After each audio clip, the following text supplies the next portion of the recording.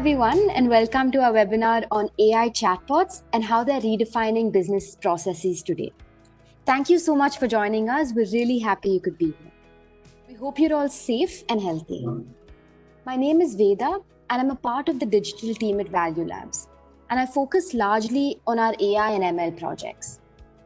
The past few months have altered our lives, both professionally as well as personally, and quite significantly, I would say. There's been a lot of uncertainty, new ways of living, new ways of working even. Every single business has been focused on their own business continuity plans, innovating to ensure that this new normal works and works well. The truth is that every business has been affected in different ways. Over 50 to 60% of the call center business across the world was hit by the pandemic. And the plan is to bring in chatbots and automation to address basic call center operations, estimated to save over half the current spend, which is, I think, close to $40 billion if I'm not mistaken. Recently, in fact, I was reading about how when the pandemic hit, there was suddenly an unavailability of government staff, right? Directly affecting a lot of the state call center agents. Due to the inherent physical setup of a call center itself, right? A lot of people sitting in close proximity to each other, which obviously today, unfortunately, is not conducive to our environment.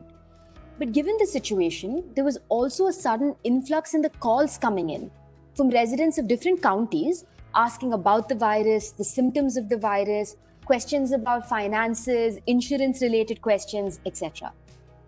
Now, everyone in the IT department had obviously heard of AI chatbots before, basically computer programs that could address user questions automatically, but it previously put them off because they had either assumed they were too expensive or too complex to implement. But given the need of the hour and the demand that they had to meet, they configured commonly asked COVID-related questions on one of the popular chat platforms, right? And had chatbots answering questions for the users within a matter of days. There you go. It's the classic necessity is the mother of all invention quote. Plato said this about 2,000 years ago, and strangely, it rings so true to this day. Today, chatbots are being used by governments across the world, grocery stores, financial services companies, healthcare providers, just across every industry. And not just to serve end consumers, but also to streamline internal processes, improve collaboration, and reduce time to information, which is super critical in this current environment of extreme remote working. That being said, we've all probably seen chatbots on many websites and applications, but used and remember very few, which brings me to the agenda for the webinar today. We're going to start off by talking about the changing priorities of different businesses today and the changing digital landscape. Then we'll talk about why chatbots are relevant and the advantages of using chatbots.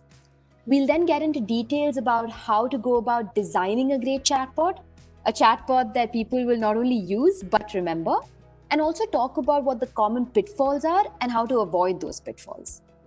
We'll then walk you through a few case studies along with supported demos so you get a sense of how a chatbot could look and flow for your own use cases. We'll then also talk about how you can get started on your own chatbot journey, and we'll then end with a round of Q&A. I just wanted to give a quick intro of ValueLabs for those of you who may not be aware, just some fast facts. It shouldn't take more than a minute. So we're a 22-year-old global technology company spread across 30 locations worldwide. We have over 5,500 employees working today, all working from home currently. In terms of what we do, we have a product development heritage, and we have teams that focus on quality assurance, data, insights and analytics, cognitive automation, and last but not the least, design and UX is a large part of what we do.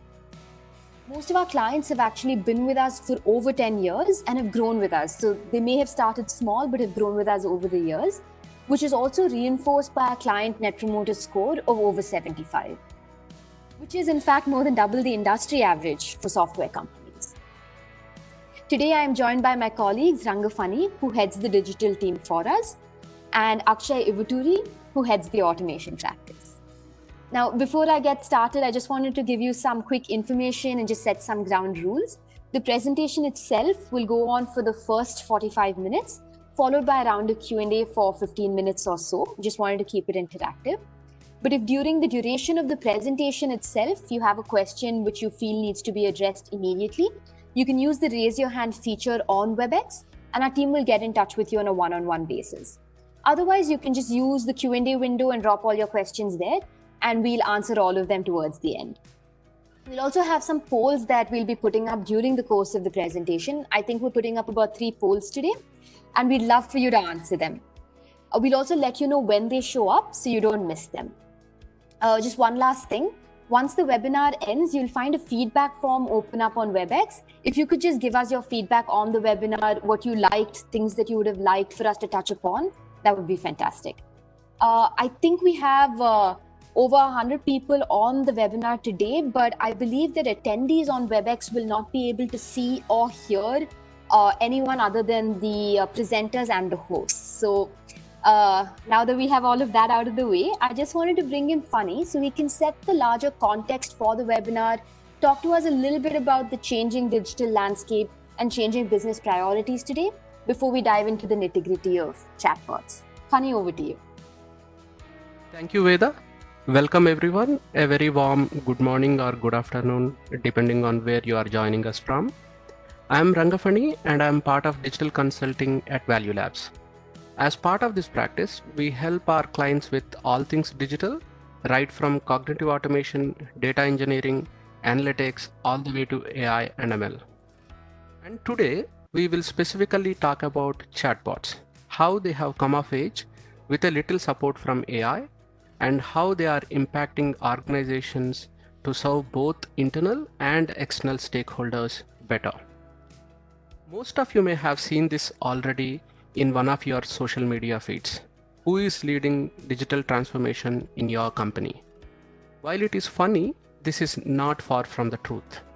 The COVID pandemic has changed the way we look at things. Even most digitally advanced organizations had to push the envelope and get creative to face this challenge and advance on their transformation roadmap. For example, at ValueLabs, we never thought that there is a need to get to 100% remote workforce enablement. But we had to make the necessary changes and adjust to this new normal and ensure that there is no drop in productivity for our clients. This has been the case with even the technology giants like Google, Amazon, Apple, and others too. In my view, digital transformation is an ongoing journey. There is no definite destination. Technology keeps evolving and new avenues keep opening up. This will help us technologists improve efficiencies and drive costs down. However, different organizations are at different locations in this journey.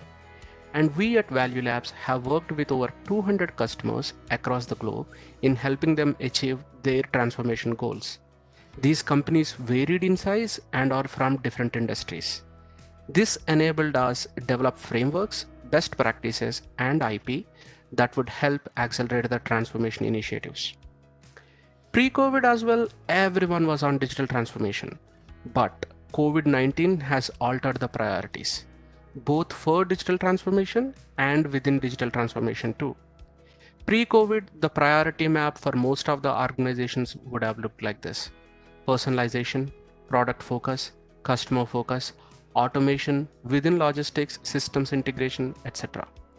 The order may have slightly varied depending on the company and where they are on their transformation journey, but more or less this was the order of priority. Post-COVID, this picture changed to this. Automation is at the top of the list for almost all the enterprises across the globe now. We even got new entrants like data security, which was an implicit priority earlier. This became an explicit priority now because of the way everyone is interacting with the enterprises. Need for information and triggering a workflow based on the information given is on the rise.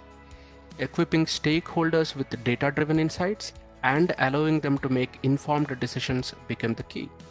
From this perspective, chatbots that are connected, smart, conversational, and information-driven are the need of the hour. Akshay and Veda will walk you through some of the exciting work we are doing in this space and what our approach to deploying these bots is. Our framework will help you identify the areas and prioritize the implementation of these chatbots. Akshay, over to you. Thank you, Funny, for that. And thank you, everybody, for being here. I'm really glad you could join us today.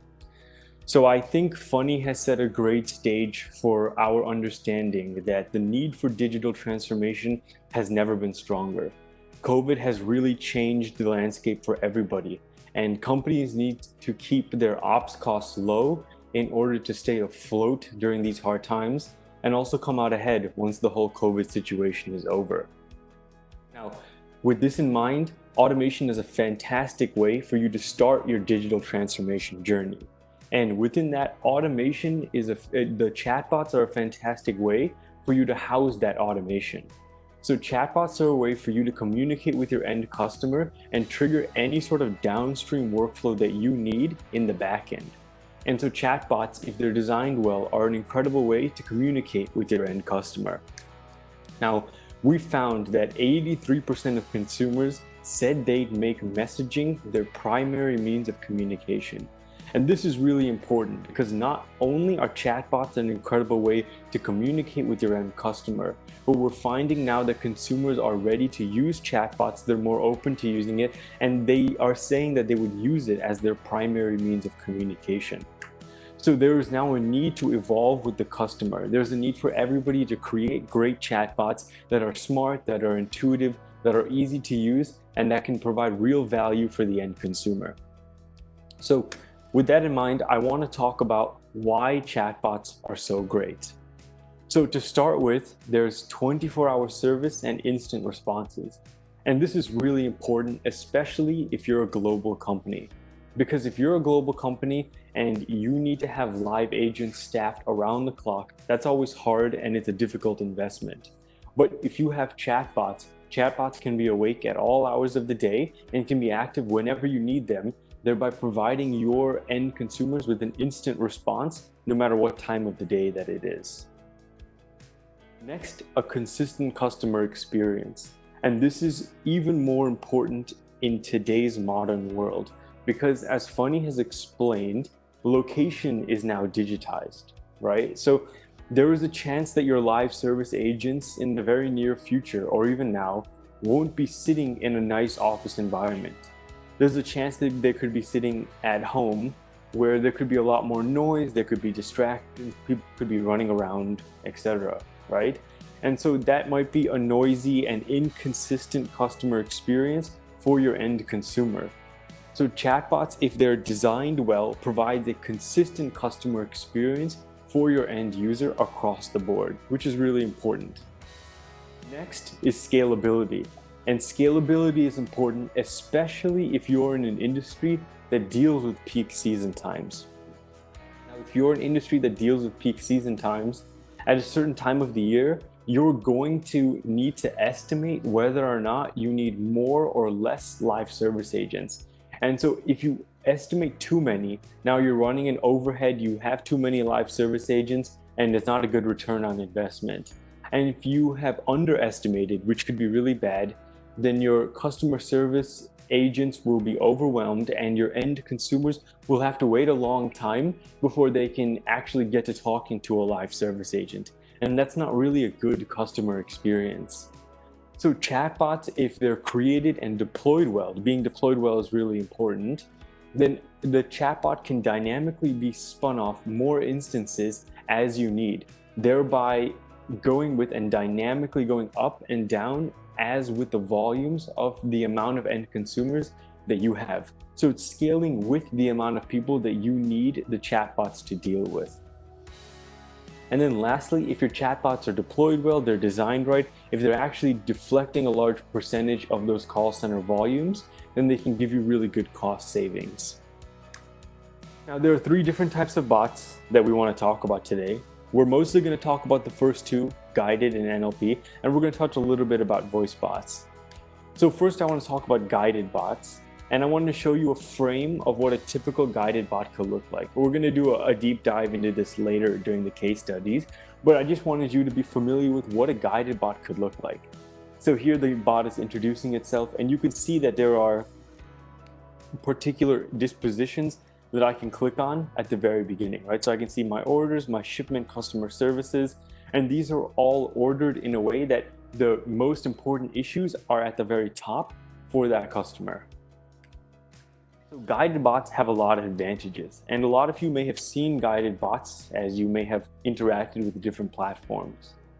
So guided bots, they give you more control, which is good because they're good for structured conversations.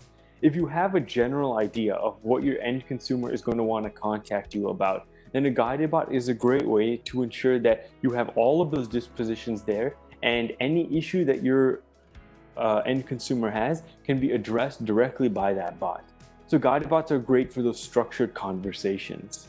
And if your flows are designed right and you have it plugged into the correct APIs in the backend, then it can be powerful if it's done right. Because unlike an NLP bot, a guided bot does not require you to have a training period. And so it's quick to market and it can be powerful in talking to your end consumers. Now I found this, I thought this was interesting. Here an end consumer has tweeted at a Twitter bot and has said, "Thank you for sending my baggage to Hyderabad and flying me to Calcutta at the same time. Brilliant service." And so the bot has misunderstood what that person has said and said, "Glad to hear it." So when you're designing an NLP bot, you want it to be able to correctly understand the intent of the person. And if you can go ahead and do that, then an NLP bot can also be a great integration for your platform. So I'm going to let Veda talk about NLP bots. Thanks, Akshay. NLP bots are definitely more tricky to implement, like we saw in the example Akshay just showed. But NLP bots, as the name even suggests, have natural language processing and natural language generation components to them. So users can basically type in open-ended sentences or questions to interact with the bot. They're typically used to solve more complex use cases, either when we're dealing with a lot of unstructured data where the bot needs to pick up answers from videos, audio, or text-based content, or if you're trying to create a conversational bot, where the bot needs to interpret what the user is trying to say, the user's intent, and respond like a human would without necessarily having certain predetermined configurations, like we did see in the guided bot. And while these address more complex scenarios, and they have the ability to learn over time because they are built using machine learning algorithms, we obviously have less control over the output. And that's why we've often seen these bots being used as assistants to agents or assistants to humans, at least in the beginning, right? As the agents validate the responses coming out from the bots, the machine learns from the feedback and the confidence improves until the confidence is at a level where they can be deployed to work autonomously. So that's it with NLP bots. And I just wanted to quickly touch upon voice bots as well. I don't think we're getting into many details of voice bots during this webinar, but I just wanted to give you a high-level overview.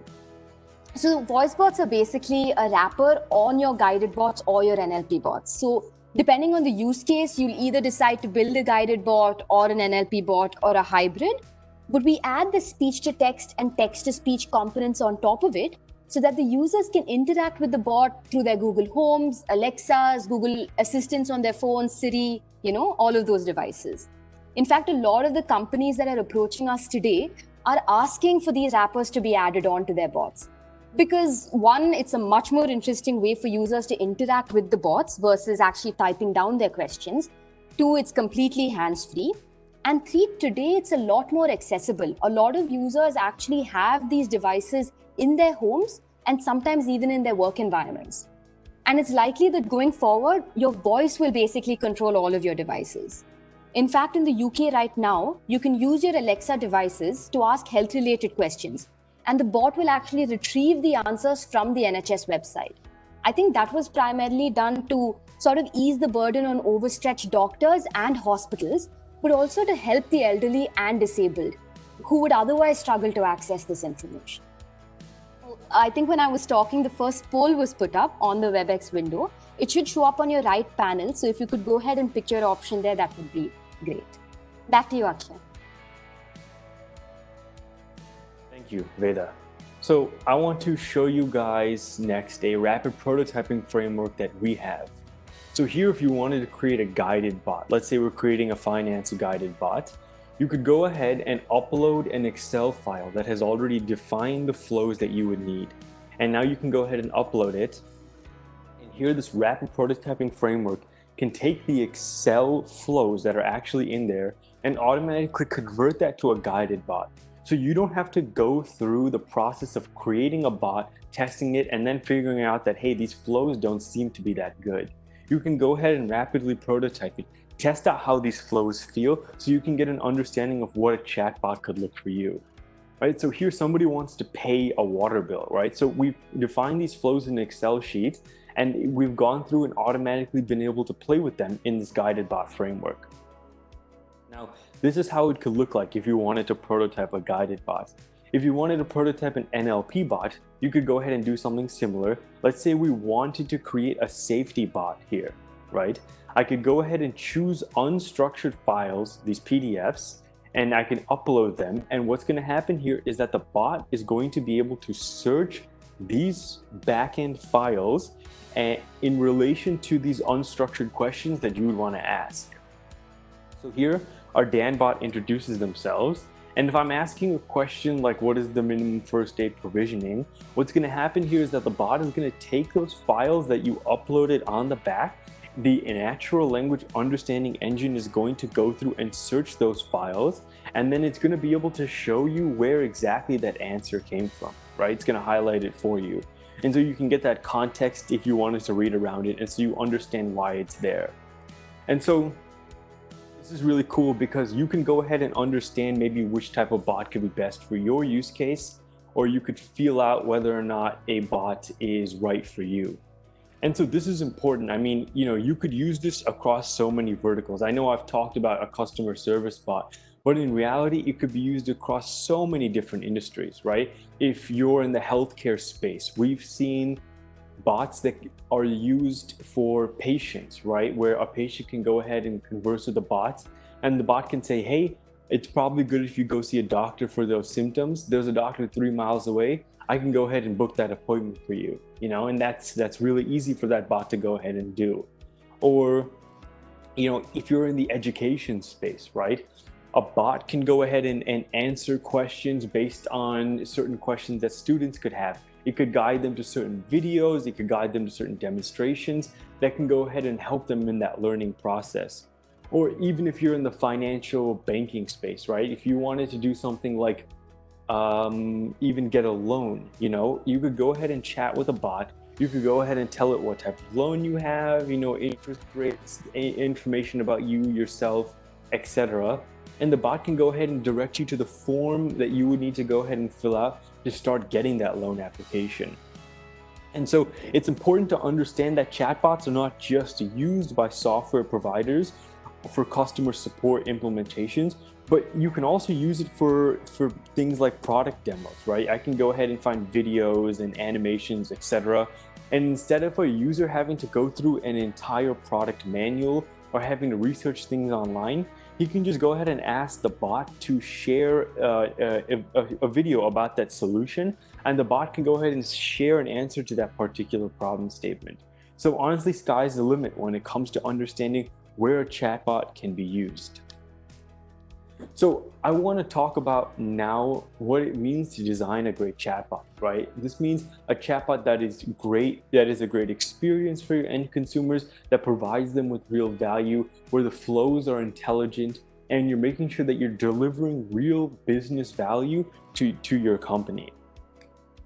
So when you go ahead and start designing a chatbot, the very first thing you want to do is understand the current state, right?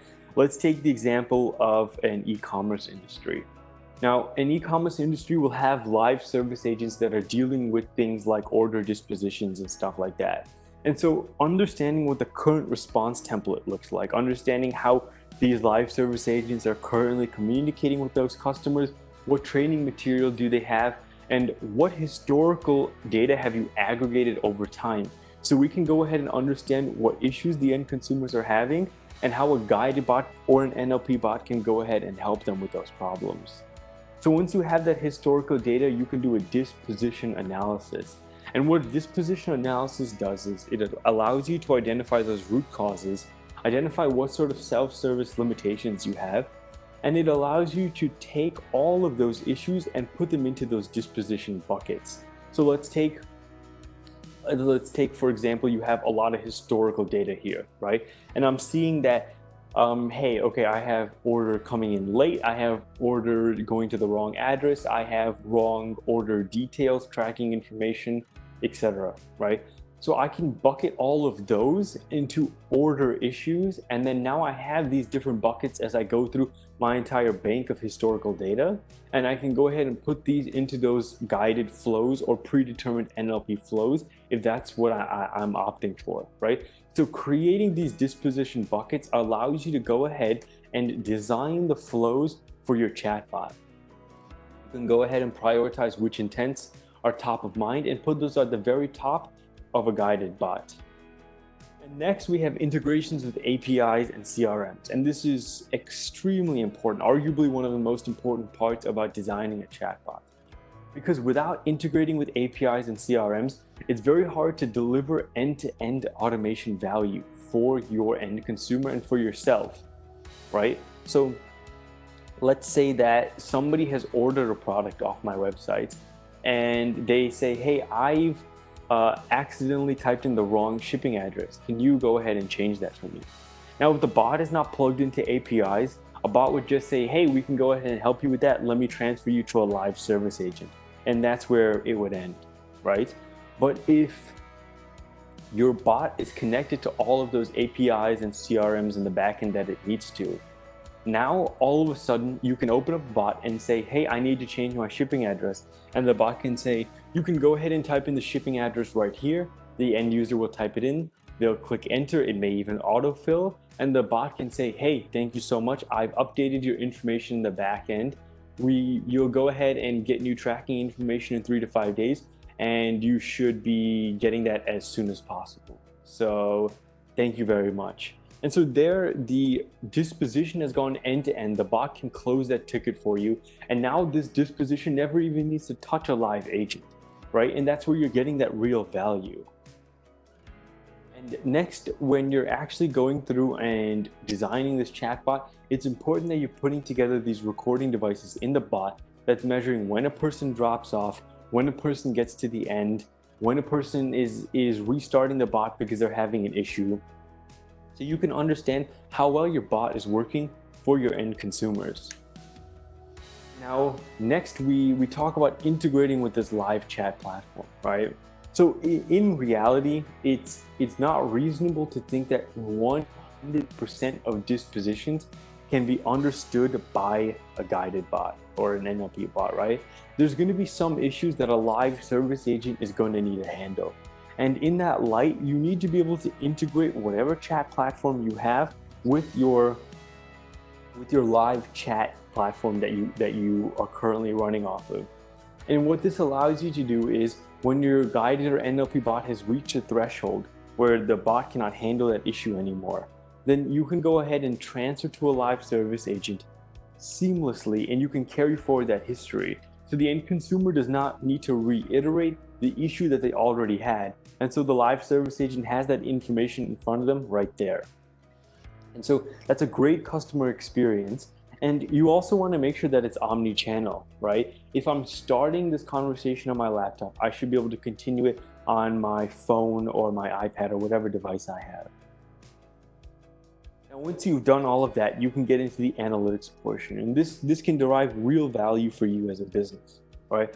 So first, having this artificial intelligence, this active learning platform, right? What's happening in here is that as you're recording these dispositions as they're coming through a bot, you have those metrics. You're now realizing that, hey, my product issues aren't as important, and now I'm seeing more order-related issues. So a bot should be able to reprioritize its intents, create those flows, and put the issues that are more important now at the very top of those flows. So that way your bot is going ahead and learning, and it's putting the issues that are now top of mind on the top of its bot list.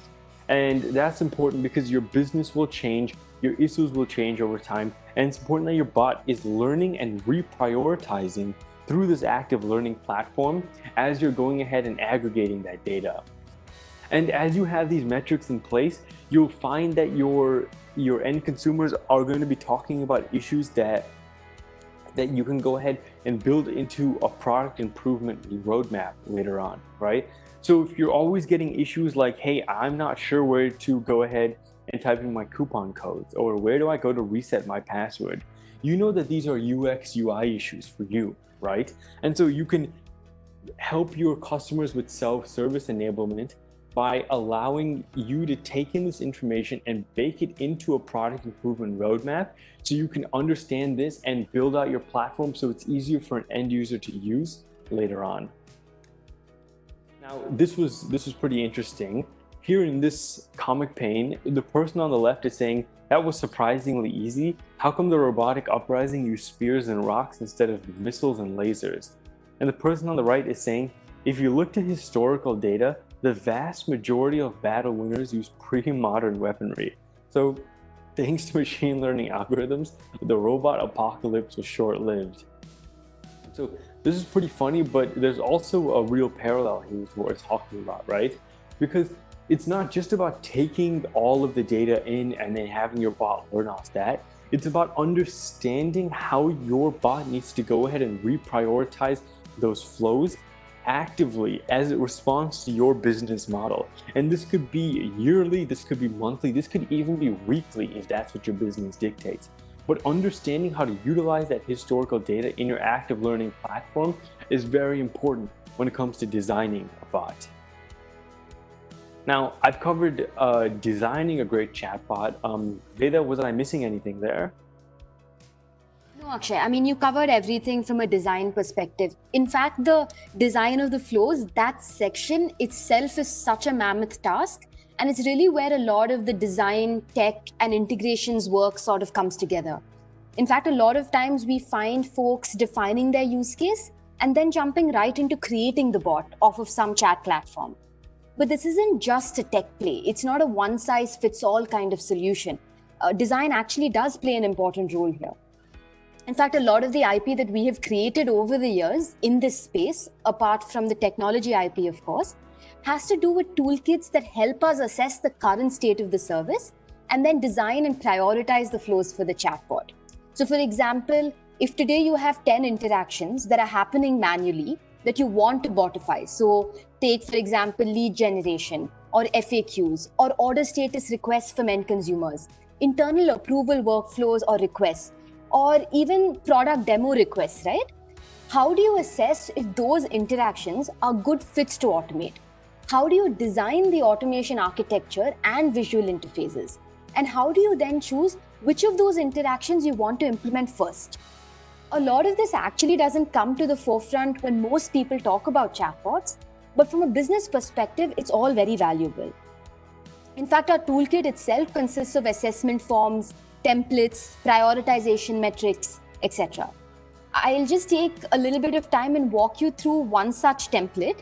It's extremely detailed, so we'll cover it at a high level. But if any of you are interested in a detailed workshop sometime in the following few weeks, we'd be happy to set that up and do this entire process sort of end to end for you. Right. So the template itself starts off with the documentation of the current state, as Akshay said. So the template contains details of what you should be filling in, like what are the dispositions, the nature of those dispositions and stuff. So for example, for an e-commerce company, order status could be a disposition.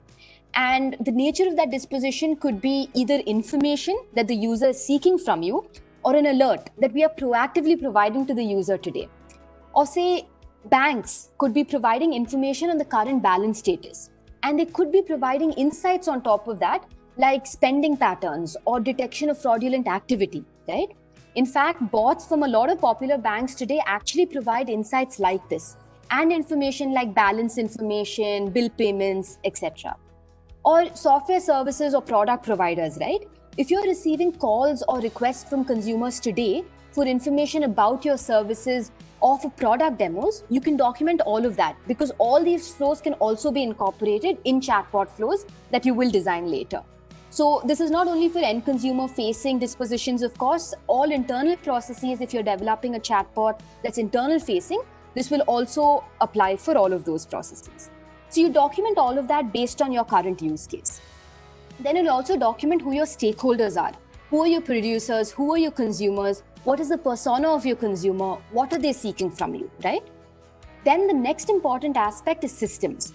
What are the systems that are available and what are the integrations that are already being done?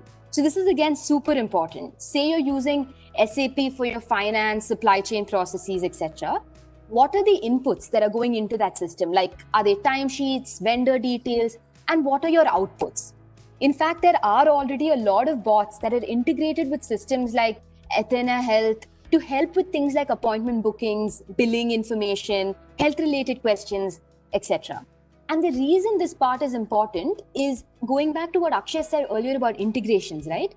If we have all the systems and the inputs and outputs documented in one place, when we're designing the chatbot flows, it becomes that much easier to design the system architecture.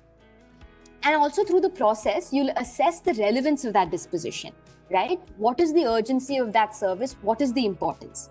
Ultimately, resources will be limited and you want to be able to prioritize what to botify first. So this part again is important from your current state analysis.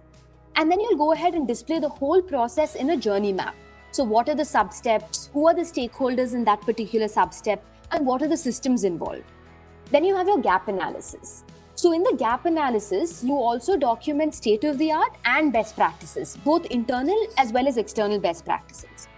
And the reason we do this is because, say you have your star agent, right? Or your star sales guy addressing customer concerns or internal questions. You want the bot to be able to replicate what they do, follow up at the right times, use the right words. You want to institutionalize all those best practices within your bot. So that's with the gap analysis. And then we have the to-be flow. And this is really where the meat of the template lies. You'll find flowcharts that you can fill in, interaction designs that will help you visualize how the chatbots or automation will visually look like and flow for your users. But this, of course, is extremely difficult to go through within the time that we have right now. But we'll do this for your specific use cases within the workshop itself. But the next important aspect of the template is prioritization. We basically assign a score to the service based on 3 filters. Broadly, those filters are priority, which again, you will consider certain parameters like the criticality, the time, the realm of influence, the frequency of usage, and assign a priority score. And the second filter is about the nature of the service. So if it's operational, tactical, or strategic, you have different scores, and your cost and revenue impact. So basically your ROI of going ahead with the automation or chatbot. And this is extremely important because say you're going for a phase-wise implementation and you have 100 services that you've identified to be good fits to build into a chatbot. You want to start off by implementing the ones that give you the best bang for the buck. So that's why this prioritization and business value assignment is very important. In fact, during the workshop itself, we'll walk you through some examples that are relevant to your business as well as case studies so that it becomes a lot more clear, and we'll help you through the entire process so there shouldn't be any issues as well.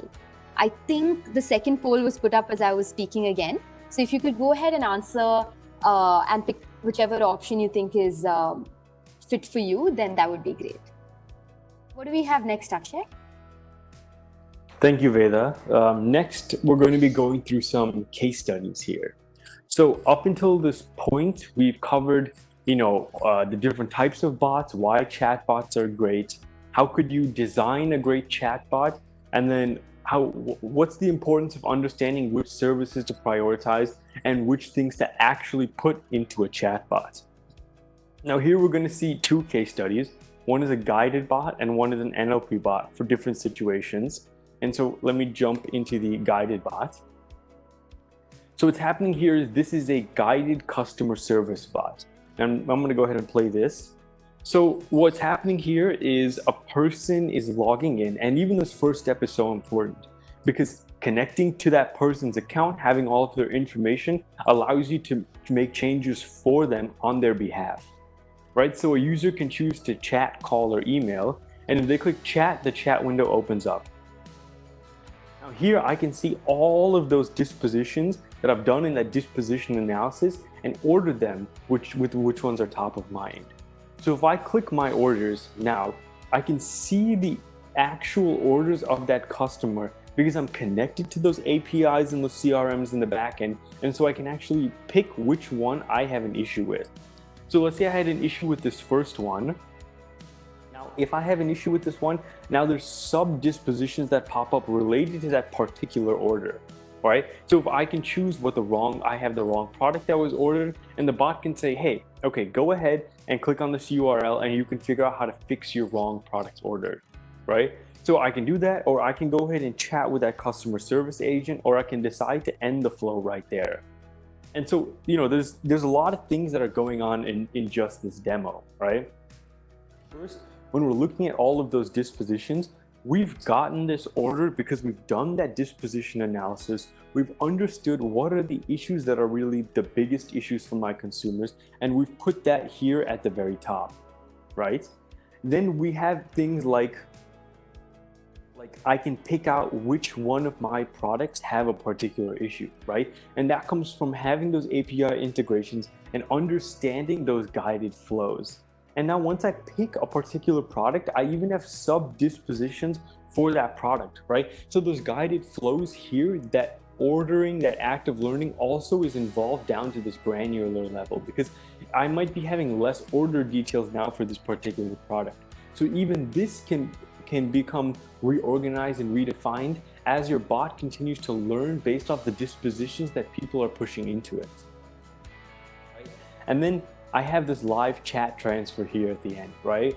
We honestly, in a guided bot type situation, we don't want to have the user do more than 4 or 5 clicks, because otherwise at that point, the bot might become frustrating. It may become a clunky experience. And in reality, at that point, somebody just wants to talk to a person that can help them solve their issues. And so having that integration with that live chat customer service is very, very important when creating a great customer experience. So now in this bot flow, having those metrics, understanding where people break off, understanding what are the issues that people are coming to you for, all of that is baked into those analytics so you can understand how to make your bot a better experience.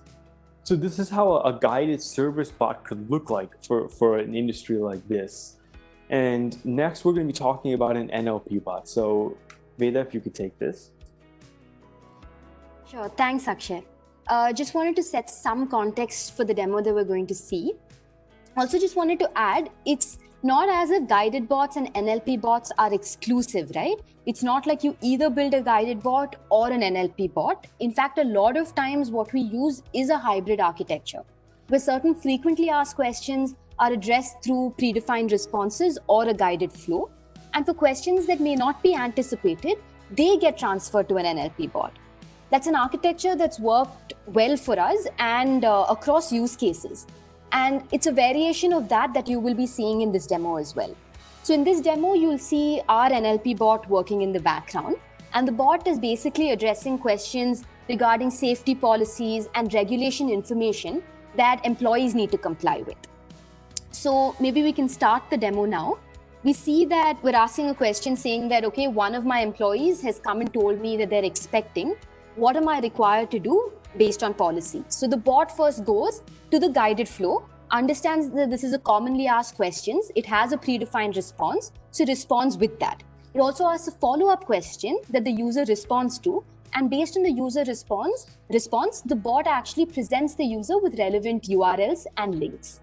But say you ask a question that's not that frequently asked, that we have not incorporated into the guided flow.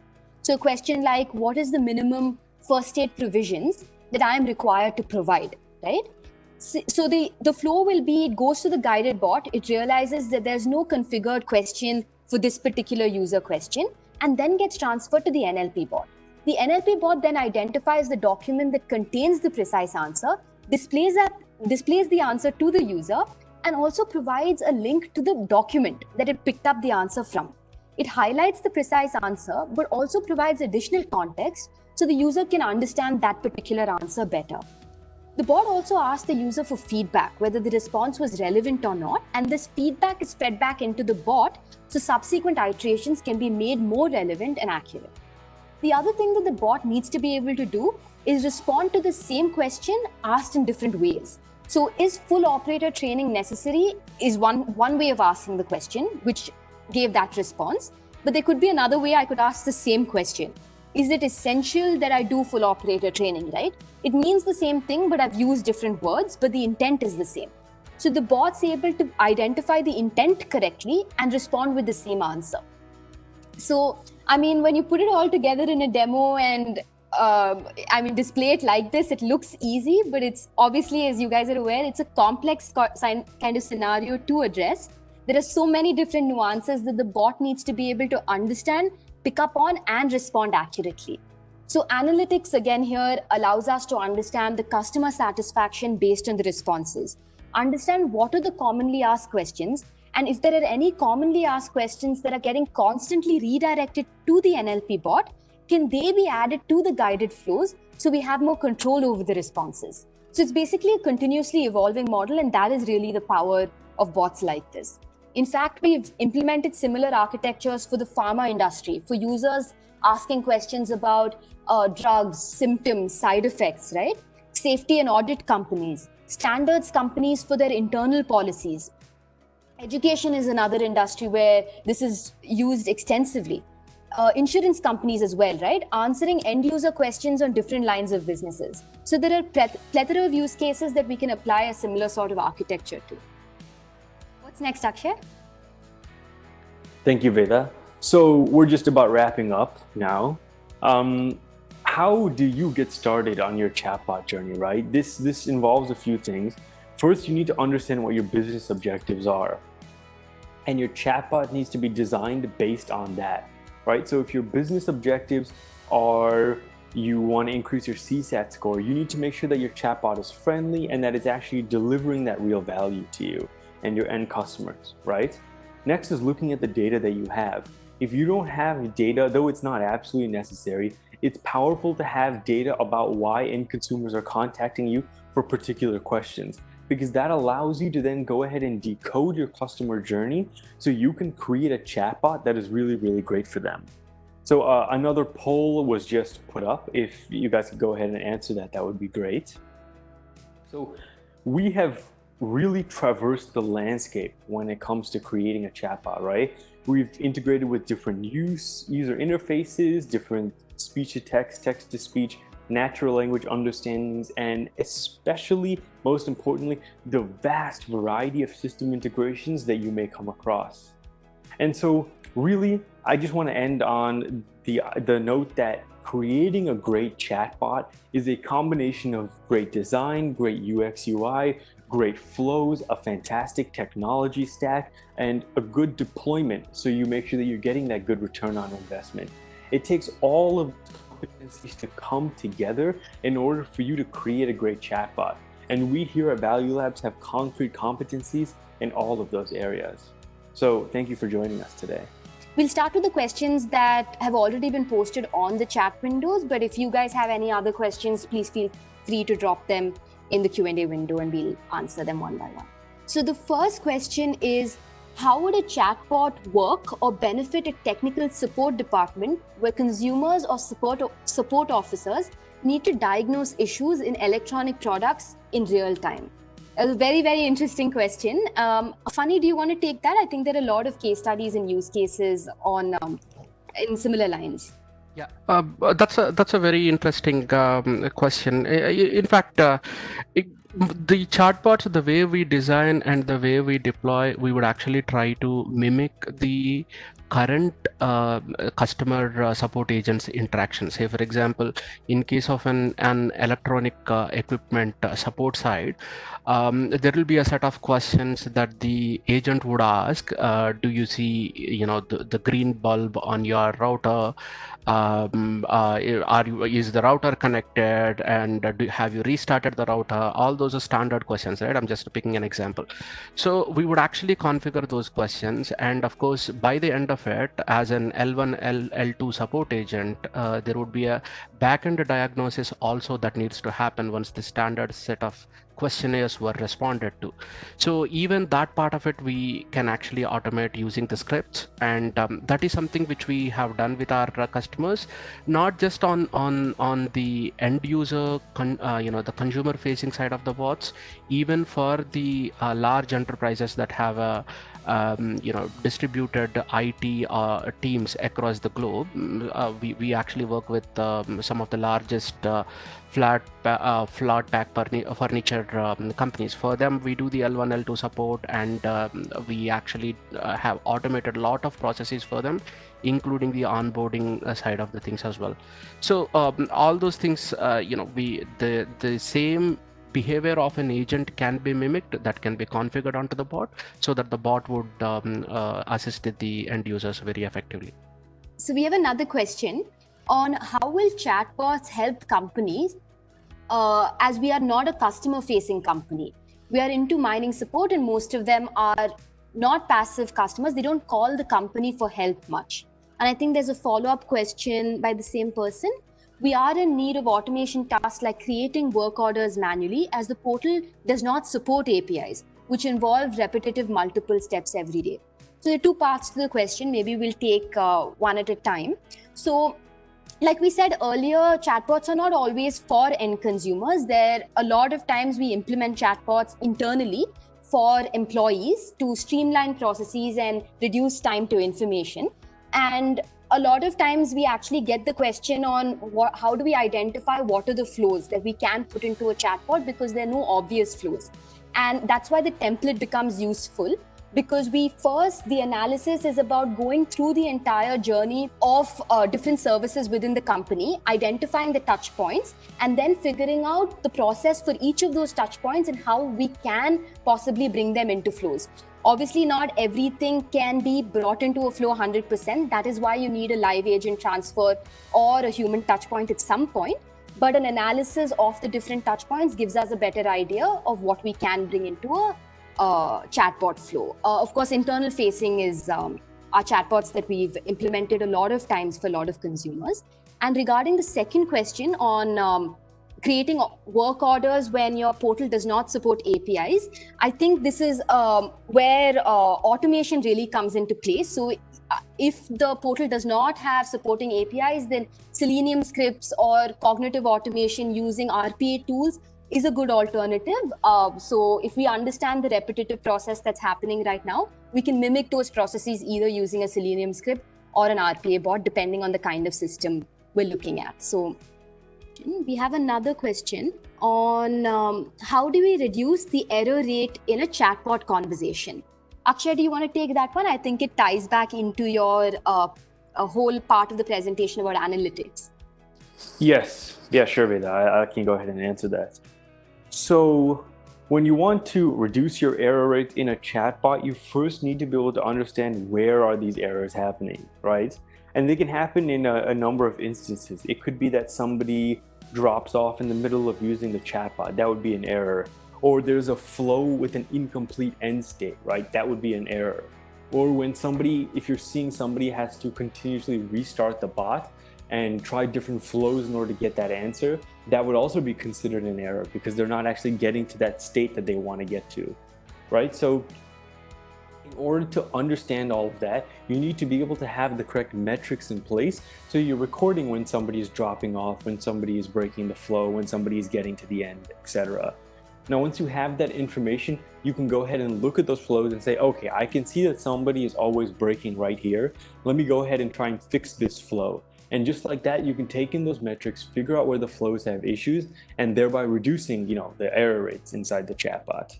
And just to add to what Akshay said, we typically do recommend, at least when we first deploy the chatbot, to have a sort of cadence for a few months where you review the metrics and you actually add the top flows that were not picked up by the bot accurately and add them into the guided flow or the NLP bot. So that way we weekly reduce the error rate and see the deflection rate improving as well. So we have another question on, funny, there's a question about data security concerns with chatbots. And I think it ties back into one of your business priorities about data security being one of the top priorities post-COVID. So do you want to take this question about data security concerns with chatbots? Sure, Veda. So when we are designing and deploying the chatbots, one of the guiding principles that we have to build it and productionize it is Chatbot is just another interface for the customers to interact with the enterprise, just like building a new web portal or a mobile application. So the entire guarding principles, right from your identity management to the security, the single sign-on enablement, all those things have to be comprehensively thought through, and then it needs to deploy, because in most of the cases, only when you do the comprehensive backend integration, that is when you would actually start looking at over 50% of the deflection rates. And because of these things, when we deploy the bots, so we do a comprehensive integration within the security realm of that particular organization, and that's how we will be addressing these concerns, Veda. There's an interesting question about how do you manage the running a chatbot 24/7, but not having live agents always available to hand off to. As we saw in the guided flow as well, we saw in the guided demo, basically the chatbot addresses the flow as far as it can and then allows for a handoff to the live agent. If the live agent is not available at that time, the chatbot's able to record information and the disposition that the user had a question regarding and transfer all that information to the live agent when they become available. But what we've often seen is that as time goes by, chatbots are actually able to address close to 50 to 60% of dispositions without a handoff to the live agent. Resolve the issue completely, so there is no need to hand off. So those kind of dispositions can be handled on a 24-hour basis. But when there is a need to transfer to a live agent, we of course need to wait till they become available.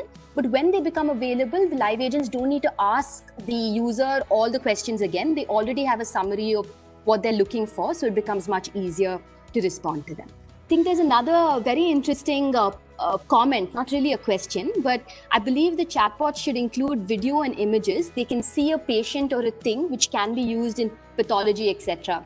In fact, video and audio content and images specifically can be used by chatbots. So users may be able to upload this kind of content, and the chatbot can automatically analyze those things and provide feedback without having to pass on to a human necessarily, by using algorithms in computer vision and natural language processing, right?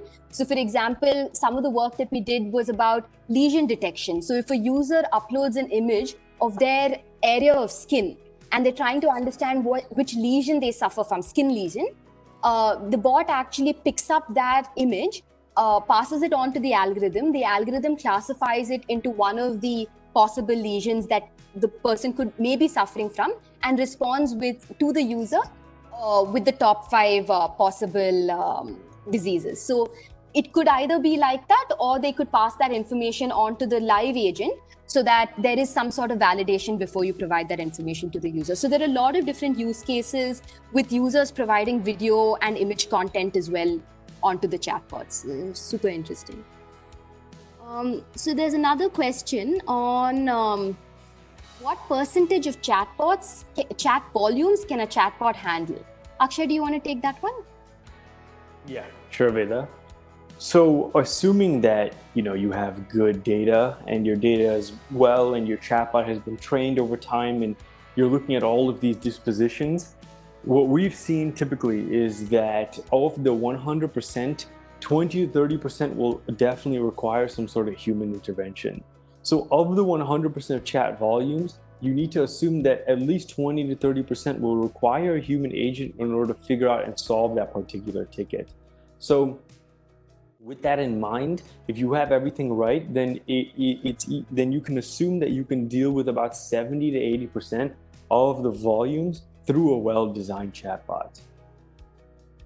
There's another question on, have you implemented chatbots for any disability service providers? Funny, do you want to take this one?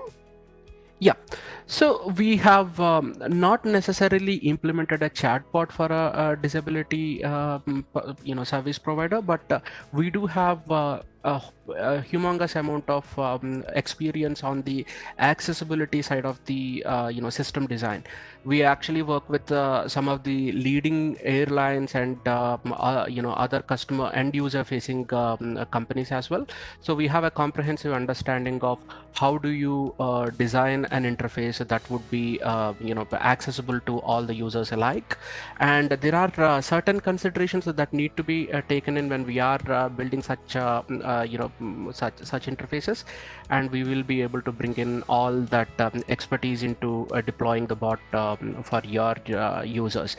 And the other side of the thing is, going back to what Akshay was mentioning during his part.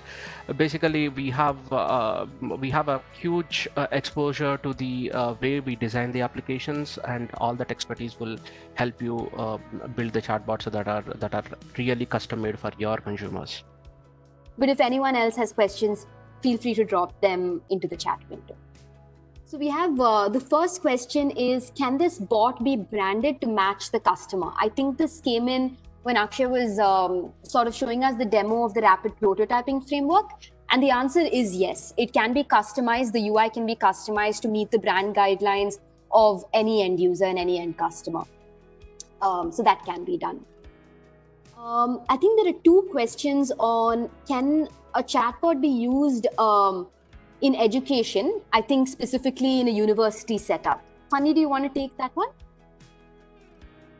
Yeah, we would be able to deploy the chatbots in a university, specifically around the education, the interactions. That would become an assistant for the students, professors, as well as the support staff, right from sending the reminders, answering a particular question that the student may actually have about a particular subject. You have seen that the NLP bots that we have deployed for a healthcare company as part of one of the demos, where if you have a specific question, the bot would be able to go search the literature, bring out the answer, and specifically point the student to that particular area and all of it. So there are many different use cases that we can the chatbots can fulfill, and definitely, just like with any other industry, even education is an industry where chatbots are being deployed very actively today. About typical time frame in implementing an NLP bot. So I think this question, there are a few parameters that we need to consider. One is the complexity of the use case itself. So if it is a more rudimentary use case where there is a certain defined set of questions, there is only a certain set of ways of asking those questions, and we're limiting the users to that set, and we just need to train the NLU engine, build this skin, sort of design the flows and deploy it. It could be as low as 6 weeks because there are a lot of accelerators today. But if it's a more complex use case where we need to be pulling information in from unstructured data, providing it to the users with a high enough accuracy, then the training period itself takes it to a few months worth of implementation. So it's definitely a time frame that depends on the complexity, but anywhere from 6 weeks to a few months. So there are a few questions on integrations with platforms. So which platforms can we put the chatbot in? I think specifically some of the platforms that have been called out are Messenger, Skype, WhatsApp. Funny, do you want to take this question? Yeah. Again, it ties back to the previous response that was actually given. WhatsApp specifically, if we have the WhatsApp for business account, we would be able to do that integration. In fact, one of the Skype for business, even workplace, all these things you would actually be able to deploy the bots in. One of the things that we have specifically done is for Skype for business account, one of the banks from Canada, they were actually onto forex trading, so that's where we have deployed a bot on Skype for Business as well. And in one of our Middle East, for one of our Middle East customers, we have done a deployment using WhatsApp for Business. So yeah, this would all be the interface. All these messengers or the platforms have their own APIs where you'll be able to ping the messages and then create a response back and send it back. It would just be a very similar wrapper the way your voice bots would work. There are a couple of questions on the language limitations for a chatbot and specific languages that have been called out. I think it does depend on which type of chatbot you want to go for. A guided bot, there is no such language limitation as such because you control what's going into the interface. But with an NLP bot, because we are using machine learning algorithms and language models that are being trained on languages, there is a certain limitation. What we found is that languages like English, French, Spanish, Italian, a lot of the languages derived from Latin worked very well with great accuracy, irrespective of dialect and slang. Even languages like Finnish, Swedish, languages like that, there are training sets as well. So yeah, they definitely, the more training data that we have access to, the better they get, and they'll also improve with the training phase that we put in place once the bot is created. But right off the bat, some of these languages work well as well, off the shelf. In a company where a certain level of AI is already implemented, how do you envisage a mixing of the technologies? Funny, I think you have had the most experience in this space. What is your take on this particular question? So, just like with any other implementations, right, when we are actually talking about AI implementation as well, we need to understand if there are any gaps in the current AI implementation or we need to do that assessment as to where the current implementation is falling short. Sometimes the current implementation would actually be answering or addressing the specific needs that it is supposed to address. How do we complement the newer implementation that we are bringing in so that these two can coexist as needed and serve the customers in the specific ways that they are intended to.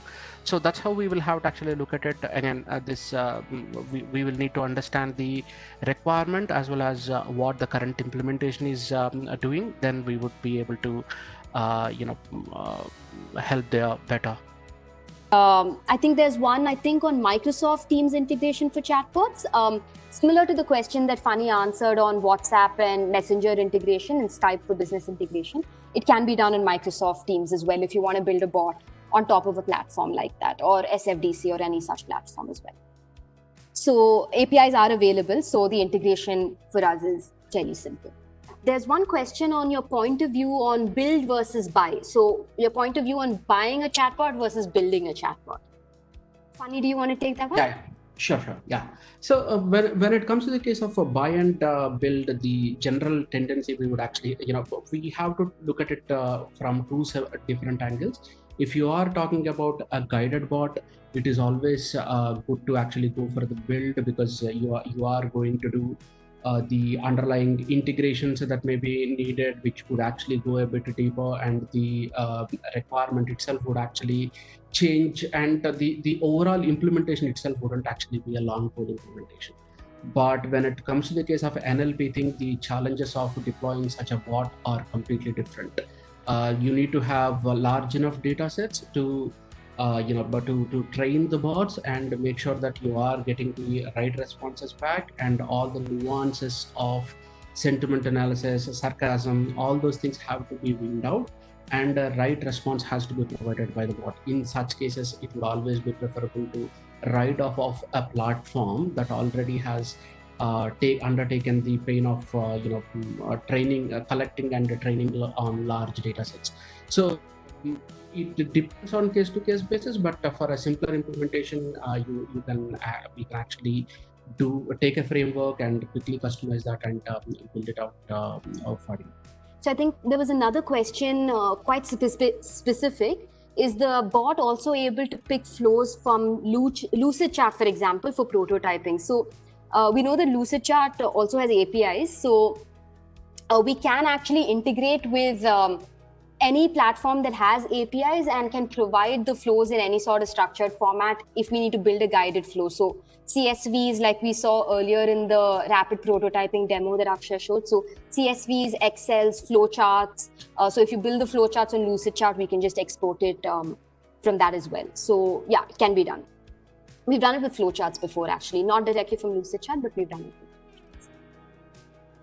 There's another question on what is a typical time frame to implement an NLP bot. So obviously, and I think related questions on general time frames to build the bots itself. So we'll just take that all together. I think typically to build a bot, there will be a few considerations we'll have to take. One is the kind of bot. So is it a guided bot, an NLP bot, or is it a hybrid?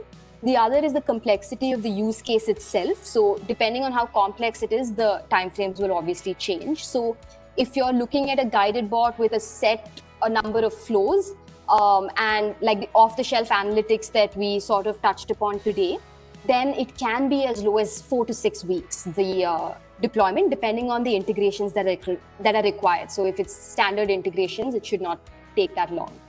And if it's like an NLP bot that's more rudimentary, for example, if there are a limited set of questions that you want to answer and there's limited ways in which that question can be asked, then to train an NLU engine and then create the skin and deploy it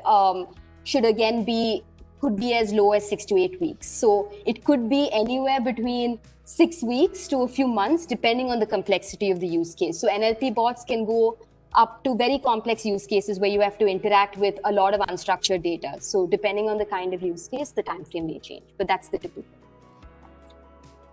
There's another question related to timeframes itself. They're talking about, I think the question is about what is the minimum training period that you recommend for a chatbot before finally deploying it? So this is an interesting question because for guided bots, we don't necessarily need a training period before we deploy it. But we definitely recommend a cadence that sort of happens for a few months where we track the metrics with business, like the number of users on the platform, the number of chats that are getting transferred to the live agents, the number of users dropping off, the customer satisfaction and the feedback based on the responses. So we track all of that to see what kind of tweaks are needed to be made on the platform. So typically, a lot of these things get sorted out during the user research part itself. But the cadence is important because if there's any tweaks that need to be made based on user feedback, we use the data to make that make those changes. But from an NLP bot perspective, we definitely recommend a training period before the bot gets to a threshold of confidence where it can be deployed to work autonomously. So 6 months is what we typically see for most use cases where a subject matter expert on the business side actually has to look at the responses coming out from the bot and validating if the response is accurate or not, which is how the bot learns. But it could go down to 3 months depending on the kind of scenario you're looking at. So if we see that the bot is able to pick up the right answer more often than not, and it's able to reach this threshold that we set ahead of time, then we can adjust the training period accordingly. But this is what we've typically seen. So how customizable is the UI? Can it be made accessible? Funny, do you want to take this one? Yes, yeah. We got, the UI would always be, if we are actually talking from the white labeling perspective, yes, that can all be done. At the same time, our solution itself is completely microservices driven one. So you will be able to replace the micro front end for it and get more whichever look and feel that you would actually want to have. Then I also see another question over here, which was actually talking about how well the chatbots deal with the different dialects, slang used in the chat session. What are some ways to design for that? So basically, this would actually come on the NLP side of the thing, where there is we actually have an item called the question similarity. So any incoming question would actually be weighed in against the set of the questions that are there with the bot, and then it would actually identify when a particular when the similarity is beyond a particular threshold, it would respond back with the answer to that particular question. That would actually take care of the natural language processing element of it, would take care of the dialects, slangs, and all of it. And the same would actually go back even when it comes to the case of multilingual capabilities as well. We would actually be able to address to that as well. Yeah. So there are a few more questions. A lot of them have to do with API integrations and the kind of API integrations we can do. So, Funny, is there anything specific you want to talk about the API integration part? As far as the API integrations are concerned, most of the standard APIs, whether it be connected to one of the CRMs or ERPs or even the custom APIs that you have in-house or a third-party API, it would just be the way you will actually do it for a web application. Only thing would be when a very specific question have to be answered, some of the existing APIs may have to be rewired so that the bot would actually respond effectively. Say, for example, in case if you do not have, I'm just putting a hypothetical scenario there. If I am the end consumer and I actually log into the system, I would like to understand what happened if I can return a particular order. And if that sort of a thing is not exposed as an API endpoint, you may have to actually rewire that and create a new endpoint to the underlying API. That's the only thing, but it would just be with any other web application, just the way you would do it for any web application or a mobile application. In case there are any follow-up questions though, or you would like to reach out to us about anything, please write to us on the contact details that you see on the slide right now, and we will get in touch with you. I hope you enjoyed the session and found it informative. Thanks again. Stay safe and have a good day, guys. Thank you.